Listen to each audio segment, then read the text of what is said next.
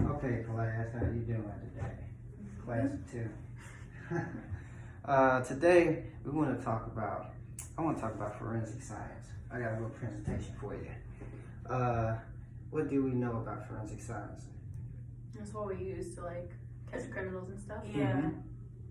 Detectives use it a lot. Mhm. It helps with like DNA and fingerprinting. Yeah, So it's really cool. one thing I didn't know is actually considered a science under Georgia standards. Which I mean, when I think of science, I think of biology. What's some other ones? Chemistry, Botany, chemistry, physical science. environmental science, and all that good stuff. So, a quick definition of it. The modern definition. Cut that. All right, forensic scientists are people who assist juries, judges, or attorneys in criminal or civil cases. And who knows some forensic scientists? Like maybe you've seen some on TV, maybe with Law and Order or SCI. I don't even know the character. I know the one they got rid of him off of Law and Order. I don't know if this is appropriate, but the Chinese dude. BD Wong. Yeah, there you go. Yeah. What do? They analyze evidence from police. They prepare reports describing their results and provide testimony in court.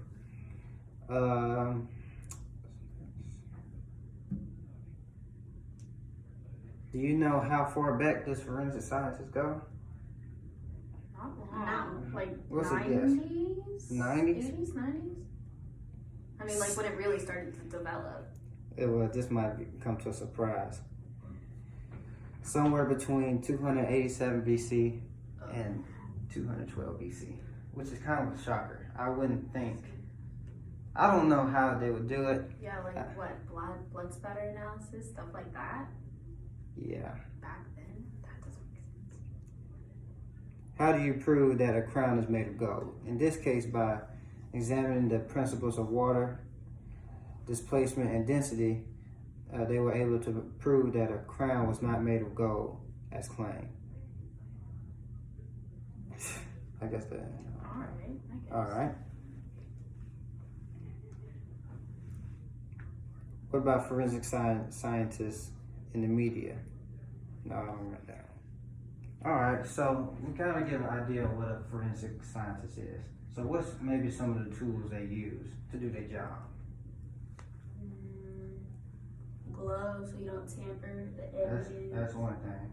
Q-tips. The glove. Yeah, Q-tips to grab swabs, stuff. DNA swabs. I feel like they don't have a gun or anything like that.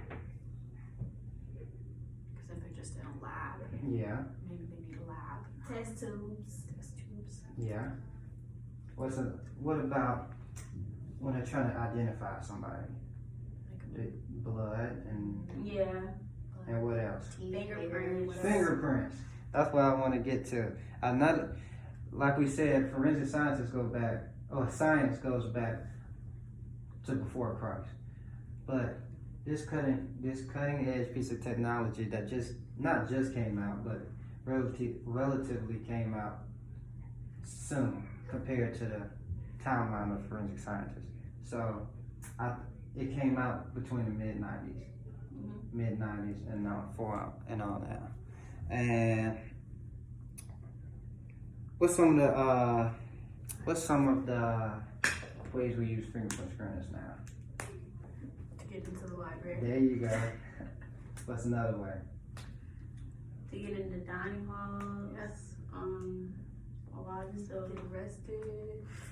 Yeah, that. What about Your phone. Your phone. That's what I want to say. Get into your phone. So, do you feel safe just having your information? I mean that. Well, they have the facial recognition now, That's really what. so that's worse. I would think that's worse too. I think it's worse. It's your face, like I don't know, whatever. But I don't know. But you can look like somebody, but I don't think no one has this exact same fingerprint. Nobody does. Yeah, nobody does.